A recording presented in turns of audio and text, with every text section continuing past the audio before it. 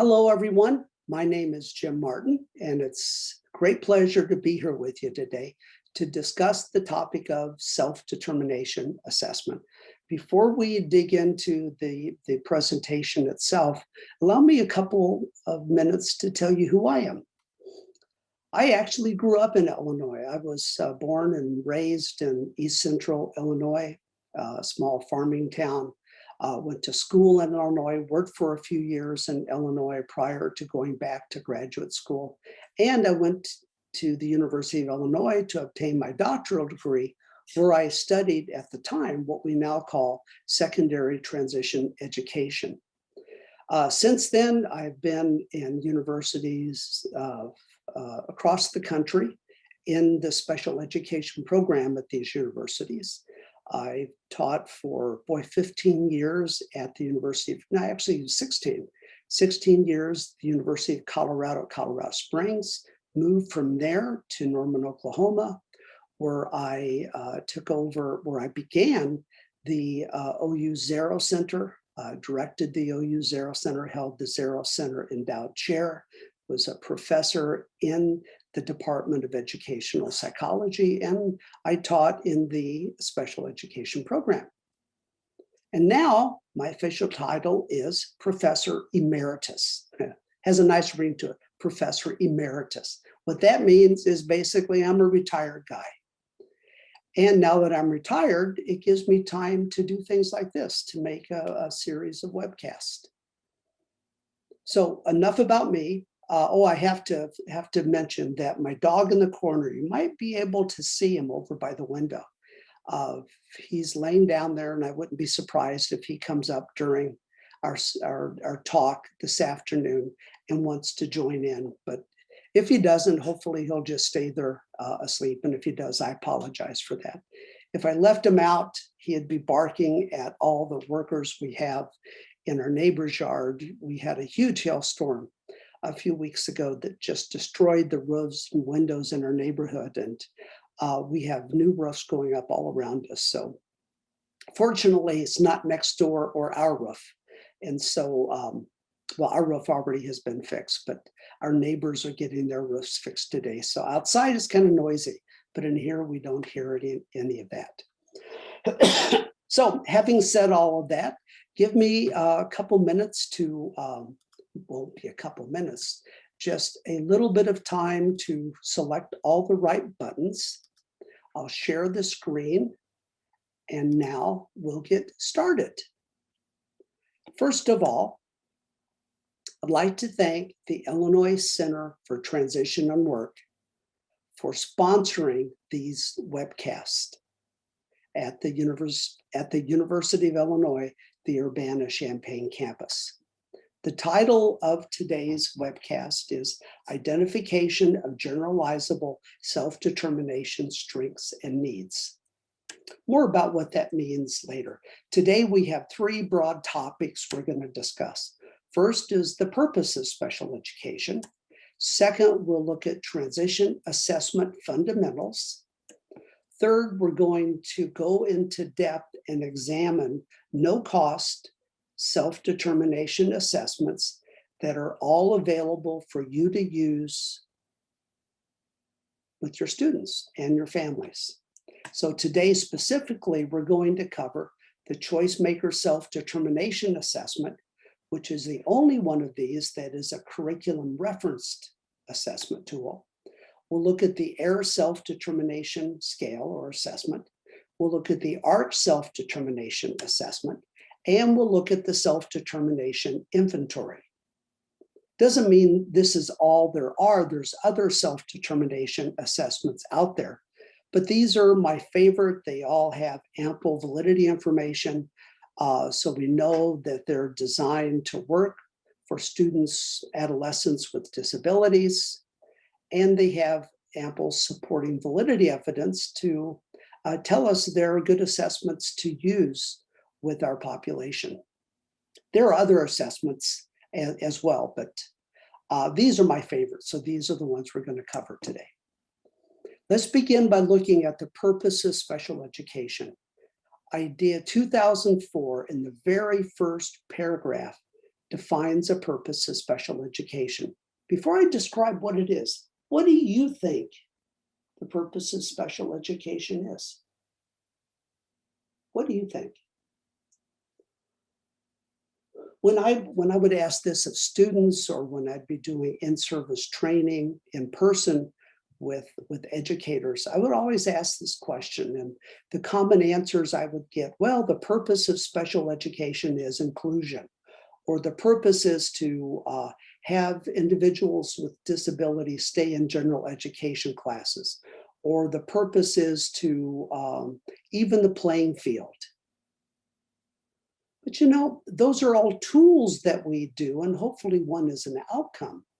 But if we read the first paragraph of IDEA, this is what it says. The purpose of special education is to provide a free, appropriate public education that emphasizes special education and related services designed to meet students' unique needs. Unique needs. And fairly recently, this got added to it, and to prepare them for further education, employment, and independent living. Think about that addition a little bit. You might be a third grade teacher of kids with disabilities, students with IEPs. You're still preparing students for life after high school. Same thing if you're a teacher in a middle school or a junior high school. And as students become transition age, it is especially important that we prepare them for what they're going to do after high school, where they're going to work, where they're going to go to school, and where they're going to live. IDEA says independent living is optional. We do that as needed. But I want you to think about, when is it not needed?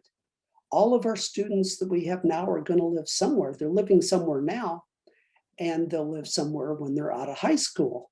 So rather than say, you know, focus on independent living is for the students in that classroom down the hallway, but not for my students. Well, let's do assessment to figure out if that's really true or not. But more on that later. So what do we do? What do we do with secondary transition education, knowing what the purpose is? Our purpose is to prepare students for life after high school. And we know we have to do transition assessments, but what do we do? Well, let's look at some of the transition education foundations. The Council for Exceptional Children, it's the major professional organization in the country. It's actually internationally for special educators, it has many divisions, and one of those divisions is the Division on Career Development and Transition. And a few years ago, Pat Sidlington and her colleagues wrote the division's understanding of what they think transition assessment actually is.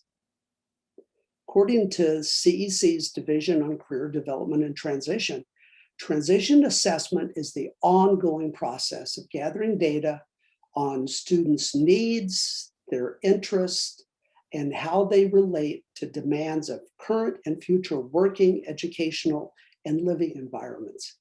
And the results of these assessments will serve as the common thread in the transition process and forms the basis for defining IEP goals and services. And to do this, the focus is on the student's future role as a worker and citizen. Student choice is a major theme of the whole transition assessment process. And transition assessments are ongoing, they're future focused, and person-centered. And as much as possible, we need to teach students the skills they need and provide them the opportunity to direct their own transition planning process, with coaching, of course. And the transition assessment process will yield a match between strengths and needs and preferences and demands of the current living, working, and educational environments. That's what CEC considers to be, or the Division of Career Development and Transition, which is part of CEC, what DCDT considers to be transition assessment.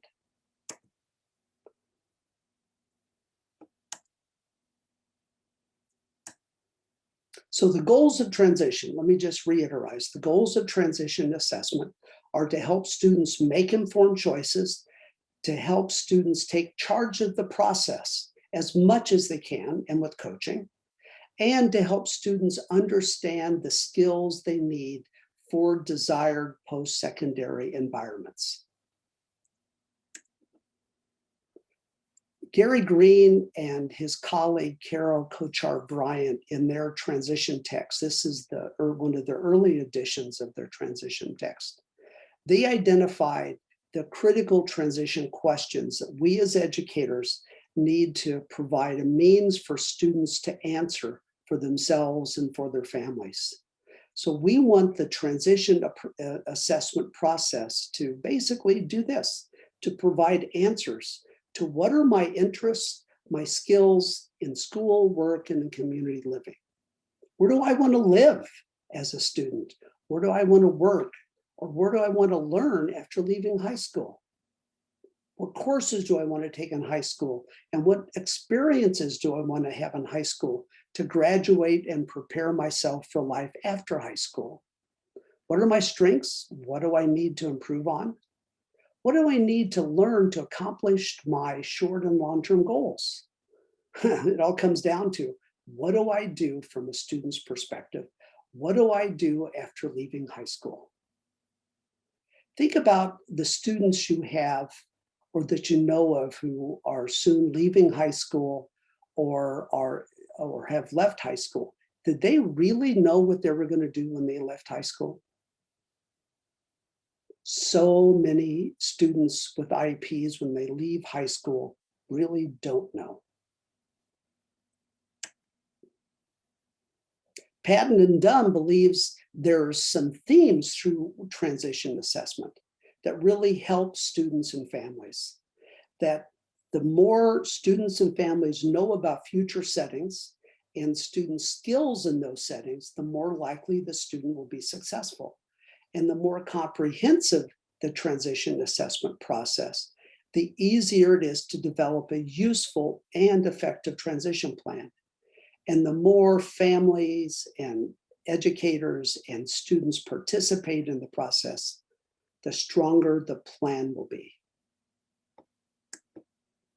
So the goal of transition assessment: make informed choices, identify skills, provide opportunity for students to become actively involved, and to help students and families understand the needs for post-school environment. So we want to have a process that yields transition strengths, transition needs, all matched to where somebody hopes to go in the future, and that they make informed choices in regards to what their future will be. Excuse me.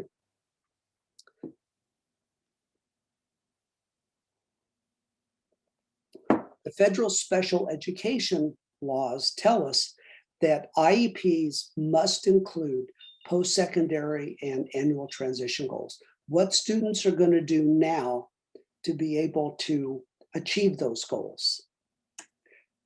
Specifically, that comes in terms of indicator 13. It's beyond the scope of this presentation to talk about indicator 13, but indicator 13, districts respond to send that data to states, and states send it to the federal government, that basically depicts how well the IEPs include all the fundamental transition processes that they have to have. And one thing that indicator 13 does emphasize is the need for post-secondary and annual transition goals. And these goals have to be based upon age-appropriate assessments, and they have to be related to training, education, employment, and independent living when needed. But when is it not needed? Transition and especially transition assessment, has been around long enough now that due process hearings have gone now from the school districts into the federal district courts. And Prince and her colleagues examined several of these court findings.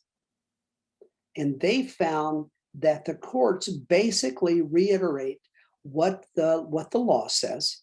And in some instances, they define it a little better too. So they say, just like what the law says, that we need to use as educators, we have to use multiple assessments for each student across transition domains. And the word here is key, is assessments. Just like the law says that we need to use transition assessments, and they do it in the plural. And the courts have added these assessments need to go across transition domains. And at least one transition assessment out of all of those that comprise a student's transition assessment battery, at least one needs to have ample supporting validity evidence. The other assessments can be informal assessments. Those are assessments that have no or just a little supporting validity evidence. By the way, most of the assessments available to us as a transition assessment tool are informal assessments. So we have to pick and choose our at least one formal assessment, meaning defining formal as an assessment with ample validity evidence to use in our transition assessment batteries too. And what's nice, and one of the major reasons I picked the self-determination assessments I did for this presentation, is that each one of these have ample supporting validity evidence. And the courts have said, just like what we now realize as a best transition education practice, is that we need to maximize student participation in the entire transition planning process, not just the transition meeting, but what we do leading up to that meeting, where we gather the information, where we create the strengths and the needs and the interest. And then the student can take that as much as possible to the transition meeting and share it. So the CEC's Division on Career Development said that we need to use a valid and reliable transition assessment as a part of a student's transition assessment battery. Has to be done on an ongoing basis. We have to use assessments to identify students' interests, skills, and needs. And then we have to interpret what this means for the student and the families. And we involve students in the transition planning process. What's interesting, what I find interesting about the research literature in relation to transition assessment and the actual federal law of transition and the court findings, is they match what the professional research literature has said and defined as best transition assessment practices. Anyway, just a bit of trivia I thought you'd be interested in. There are some basic validity questions we need to ask about the assessments we use. Number one, what is the purpose of this assessment? Why was this assessment designed? What was it designed to do? Who was the assessment designed for? Was it designed for adolescents with disabilities? Was it designed for returning veterans? Was it designed for kids in foster care? Who was the assessment designed for? Where did the items on the assessment come from? Did someone just sit in their study like I'm doing now and create the assessment?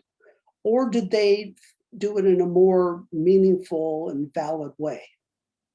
And then we have to look at some of the psychometric information behind assessments. Does it have internal reliability? Test-retest reliability. Test-retest reliability is I give a test today for a student, and say 4 weeks ago, I give student the same test again. Are the scores fairly close? If they are, that assessment has good retest reliability. And we want to pick an assessment, a formal assessment, that has been found not to be biased, by gender, or someone is placed in a school program, whether it be special ed classes or general ed classes or special ed or gifted ed, whatever the combination of school placements could be. Doesn't bias by GPA or grade or disability or even socioeconomic status. In other words, the income level the families have and the income level of the community where kids live. But I think perhaps most important of all for a transition assessment would be predictive validity. Do the results of this assessment actually predict post-school outcomes? So those are some basic validity questions we can take and look at as we're selecting different transition assessments to use. But we've got to face reality too. The law requiring the use of transition assessment is still fairly new in comparison to the history of education. And only a few available transition assessments or processes have ample validity evidence to support their use. And if using an assessment without ample validity evidence, I recommend that this be shared with the IEP team when discussing the results. And while doing that, indicate why you wanted to use this particular assessment. And one of the best things that administrators could do, or the transition planning team for a school or district or even a state, is to develop a transition assessment guide. Not particular mandates necessarily, but a guide that here are the assessments we find useful for our students under whatever criteria of how you want. Maybe it's based on the goals they have, where they want to go in the future, or based upon their particular set of skills they have, the set of skills that they still need to develop. That's the reality we face with transition assessment. One thing we know is not all skills that we teach students are equal. Some, in reality, are much more important than other skills. In other words, not all skills are equal. And we need to focus whenever possible on teaching particular skills that, when learned, will generalize to any type of post-secondary goal. The data is scant on this, but what we do know suggests that when students do leave school, what they end up doing, for instance, what they had in school, their post-secondary education, let's go post-secondary employment goals they had in high school, don't necessarily match up with their actual jobs that they're doing out of high school. There's a big mismatch for most students between what they hope they'd be doing when they're in high school and what they actually end up doing once they're out of school.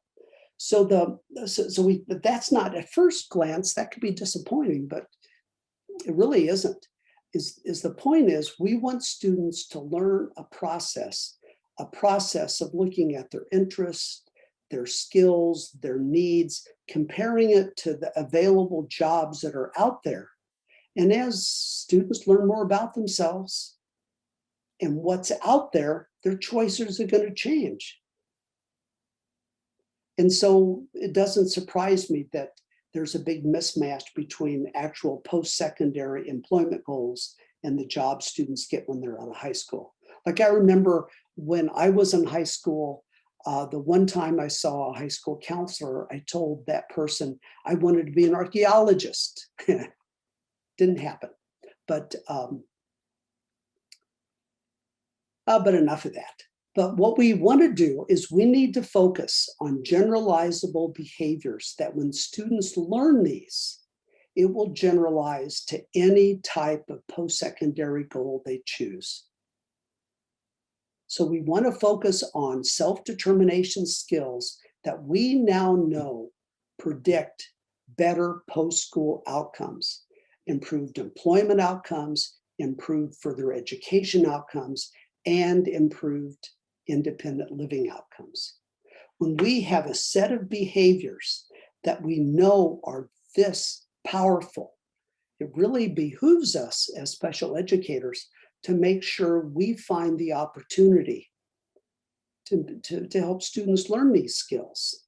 And what's nice about it is these can be taught wherever students happen to be, at a job site, in a general education classroom, or even in a special education setting. The location doesn't make that much difference, but we can engineer what goes on in those settings to help students learn specific self-determination skills. Because we now know that self-determination skills are powerful, that students with more self-determination skills will do better academically in high school, that they will have higher rates of employment and enrollment and completion in post-secondary education programs, and will have higher rates of employment. So what we have is a set of skills that will facilitate attainment of almost any kind of post-secondary transition goals when students learn these self-determination skills. And what's so cool about this is we can teach every one of these self-determination skills.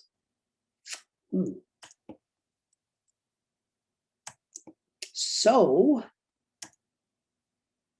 as Sharon Field said, we need to teach students with disabilities essential self-determination skills during the school years to facilitate successful transition into post-high school education, employment, and independent living. So it begins, all good instruction begins with assessment. So before we can teach self-determination skills, we need to assess where students are with self-determination to learn their skills and the needs that they have.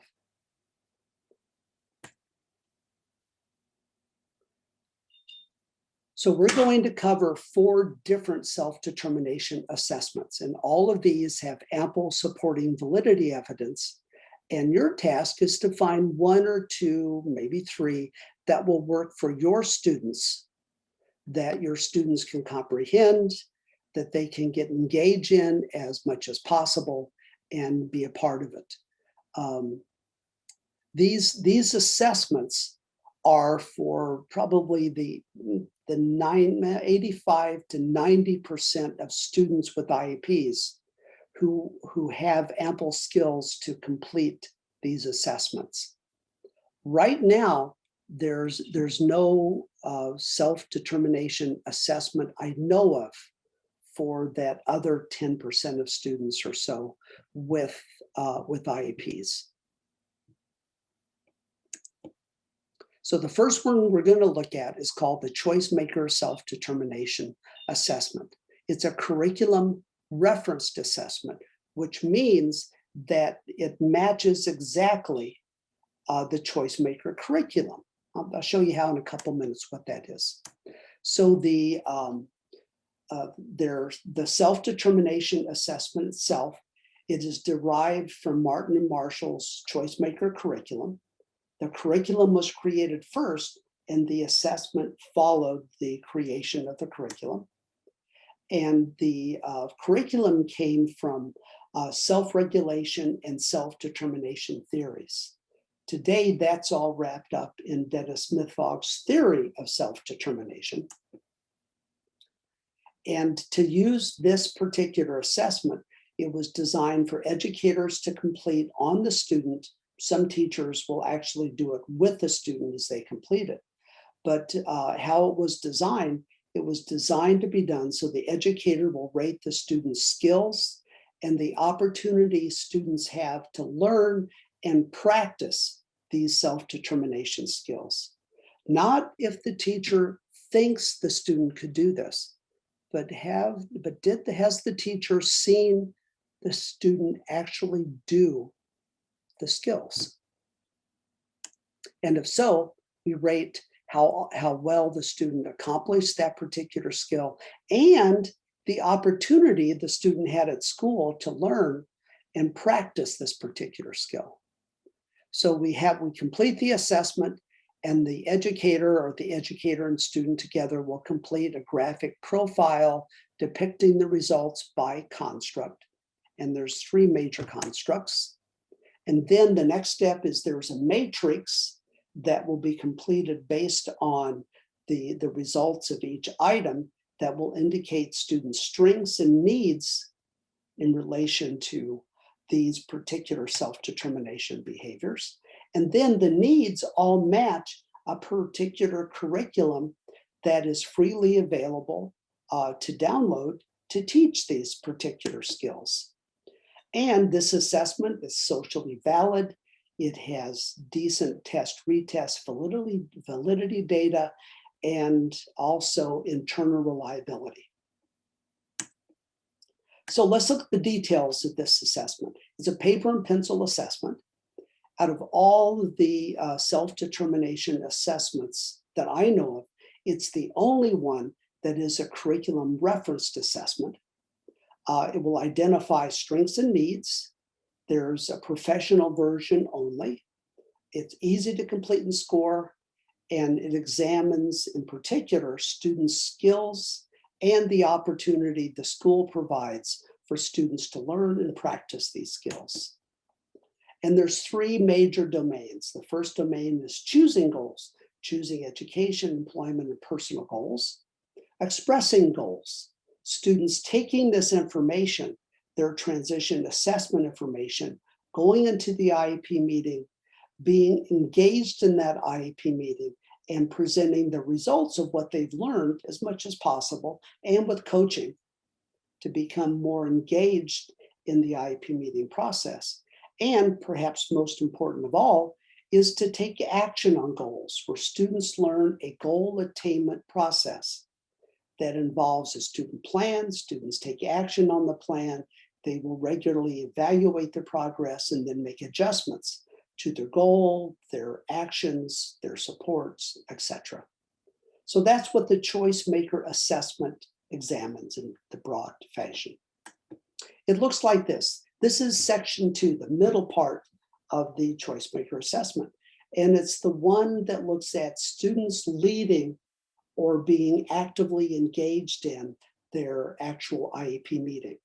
And you can see there's 8 items. And these are the kind of the beginning spots of where we can teach students the skills to become more involved in their meeting. And then as an IEP team, we have to give students opportunities, of course, to do what they learned. But the first one we rate is the student began meeting by stating the purpose, kind of like this. Hello, everyone. My name is Jim Martin, and we're here to talk about how I did last year and to help me make plans for next year. Then it's introduce participants. How well did I do that? Well, by that I mean, I'd like to introduce you now to everybody who's here. First of all, I'd like to introduce you to my mom, Mrs. Martin. I invited her here because she knows me better than anybody. Next, I'd like for you to meet my friend Festus. Invited Festus here because we hang out a lot and do things together in school. And he's also going to help me in staying on track.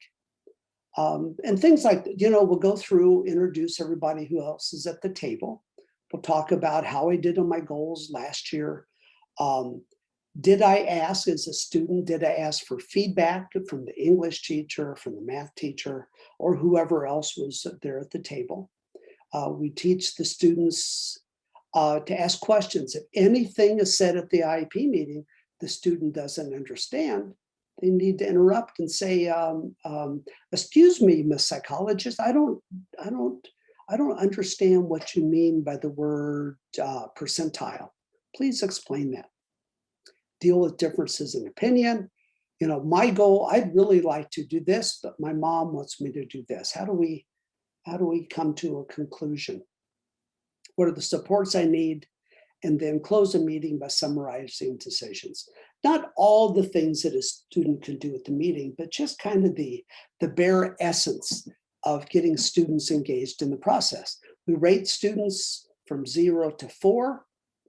Being a 4 would mean the student did a great job stating the purpose at their IEP meeting, and then the opportunity we provide at school for students to learn and practice this skill.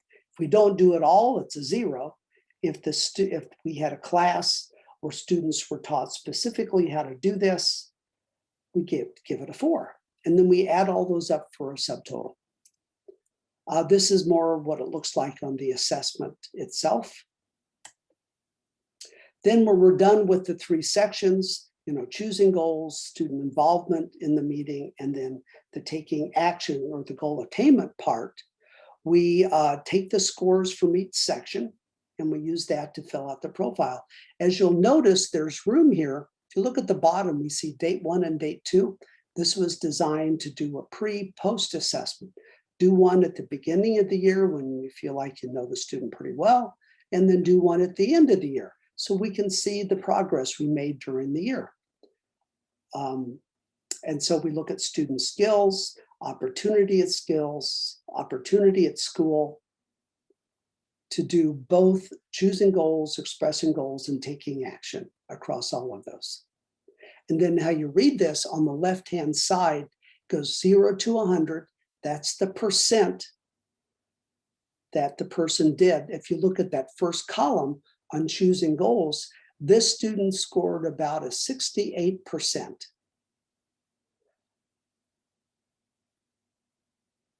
Make sense? For student skills, opportunities at schools was actually more 60. And what we find is opportunity and student skills pretty much align with each other. Very seldom do you ever see where a student's skill is a whole lot higher than what the opportunities that exist at school to learn and practice these skills. Make sense? It's an easy profile, easy to communicate the results to the IEP team as well, and the student. So we take the results of the items. For items that are marked with a 0, 1, or 2, we circle it. And the circled items become the needs, the particular needs this assessment identified. And the ones that are not circled are the student's strengths. So ta-da, we've got our strengths and needs we need for that section of the IEP. As I said earlier, the ChoiceMaker assessment matches the ChoiceMaker lesson packages. And one is on the ChoiceMaker assessment is here, choosing employment goals, choosing education goals, choosing personal goals, self-directed IEP, taking action, teaching, goal attainment. All of these lesson packages are available to download free of charge from the OU Zero Center website. And most of these have supporting research as well, which indicates that some of them are well-established, well-researched practice. A couple of them would be considered to be emerging with a solid research base. More on those later. The next one we're going to look at is the error self-determination scale. This happens to be my favorite overall general level of self-determination. Dennis Smithaug was one of the key authors behind it. It's based on Dennis Smithaug's theory of self-determination. And Dennis and researchers from the American Institute for Research got together to create this assessment. So there's parent, teacher, student versions. Once again, it's paper pencil assessment, easy to hand score. It's available in Spanish or French. The domains, there's 4 domains: knowledge of self-determination, ability to perform self-determination behaviors, perception of knowledge and ability, and then opportunity to perform self-determination at school and home. Ample validity data from Smithaug and other researchers, and you can download it free of charge from the OU Zero Center. You can download the instructional manual as well as all the individual assessments. Looks like this. Here's one section. This is the what happens at school section. People at school listen to me when I talk about what I want, what I need, or what I'm good at. This is the student version. So I, as a student, would rate that 1, 2, 3, 4, 5. Go through all of the questions to answer them. There's a parent version as well as an educator version. Knowledge of self-determination behavior. Student knows own ability and limitation. So this would be the teacher version. And the teacher would check 1, 2, 3, 4, or 5. Student expresses own interests, needs, and abilities. Same thing. Once again, the educator version. And then, similar to the ChoiceMaker, graphic profiles are created by domain: knowledge, ability, perception, opportunity at school, opportunity at home. We do a graphic profile by the subtotals. You add the subtotals together, like for knowledge, 6, 5, 4, 9, 15, put 15 in the box, score it for ability, perception, as those together. And I'm so sorry. I should have turned off my phone ahead of time, and it's a telemarketer, so I don't mind hanging up on it. So we've got 47 divided by 90. Same thing with opportunity at school at home, 27 divided by 60. We add those together, we get level and overall level of self-determination at score of 74. And we take that to the right, which is almost 50%. So this student has 50% of the skills and opportunity needed to become self-determined. Makes sense? This is used a lot now all around the world. Another one developed at the same time that Mithog and colleagues from the AIR did theirs. This is the ARC self-determination scale. Michael Waymeyer was the primary author of this, and based upon his theory of self-determination. It's only a student version, and the constructs are autonomy, self-regulation, psychological empowerment, and self-realization. And have you ever scored the Woodcock-Johnson psychoeducational battery by hand? If you did that, then you would love scoring this, because you have to use the manual, the actual manual with all the technical pages to be able to score this. You look at the raw score, you go to that section in the manual for student's age, student gender, and you find what the standard score is you use to put on the assessment box. It's kind of fun to do, actually, but you use the manual to score it. It has ample validity evidence. It's a very, very strong assessment, and you can also download it from the OU Zero Center for free. It looks like this. This is the autonomy section, the independence section of autonomy. Like, I make my own meals or snacks. I do not, even if I have the chance. I do sometimes when I have the chance. I do most of the time when I have the chance. I do every time I have the chance. We check it. Then we add up those scores. I do chores in my home. I do simple first aid or medical care on myself. That's the autonomy section. Self-regulation. This is an interesting one. We have a beginning of a story and we have the ending. And the student's supposed to supply the middle. They could write it out if they have the skill, or they can dictate it to somebody to write down what they want to see go in the middle. Your friends are acting like they're mad at you. You were upset about this. The ending, the story ends with you and your friends getting along just fine. So what happened?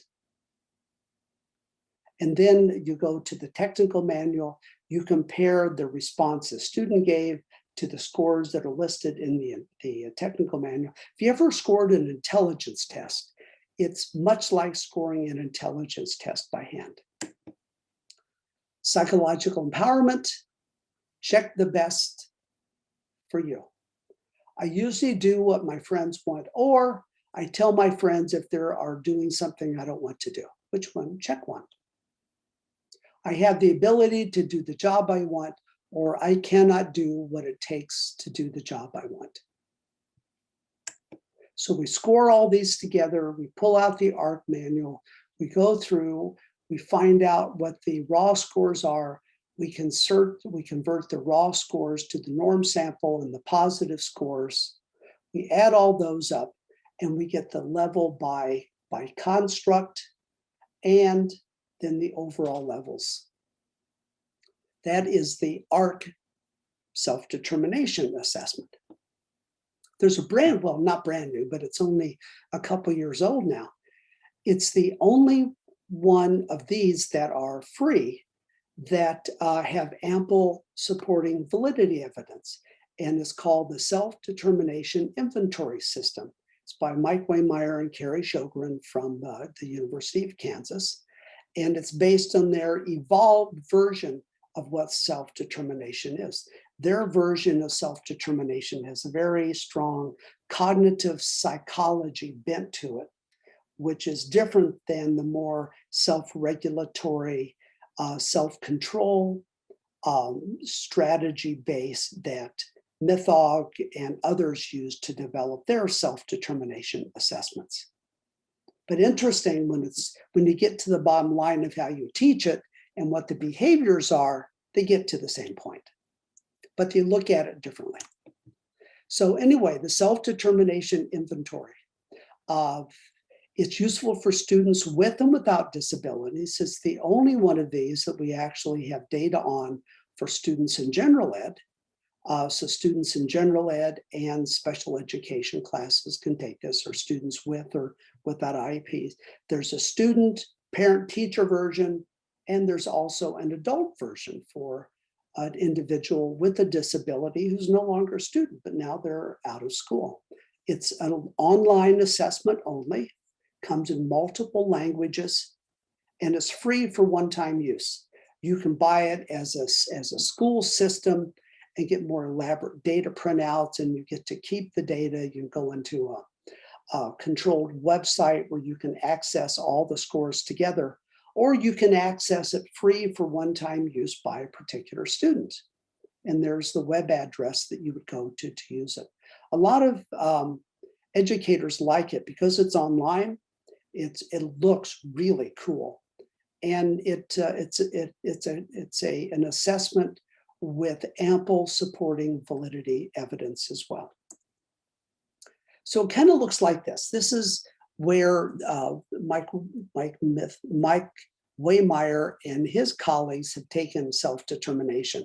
They look at volitional actions, agentic actions, and action control beliefs. And then we have component constructs underneath each of these: autonomy, self-initiation, pathway syncing, you can read the rest of them, and so on. So very cognitive psychology bent to what self-determination is. This is what the assessment looks like.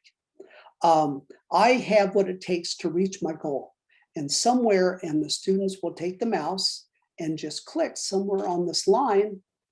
Either they agree or disagree. Do I agree totally? I kind of agree. I think of more than one way to solve a problem. I consider many possibilities when I make plans for the future. And if you don't know what possibilities are, click that button and it will tell you what it is, and so forth. Here's a few others. The student, the teacher and parent survey. The student knows what he or she does best. The students plan weekend activities he or she likes to do. And then when you complete it all, this is the result profile that you get. The decide, the act, the believe are the three broad constructs that they boil the results down to. So that's the self-determined inventory, self-determination inventory. So the summary is that quality self-determination instruction begins with meaningful self-determination assessment. Thank you very much for joining me today on this webcast on self-determination assessments. So long for my study in Norman, Oklahoma. I'm Jim Martin. Bye-bye.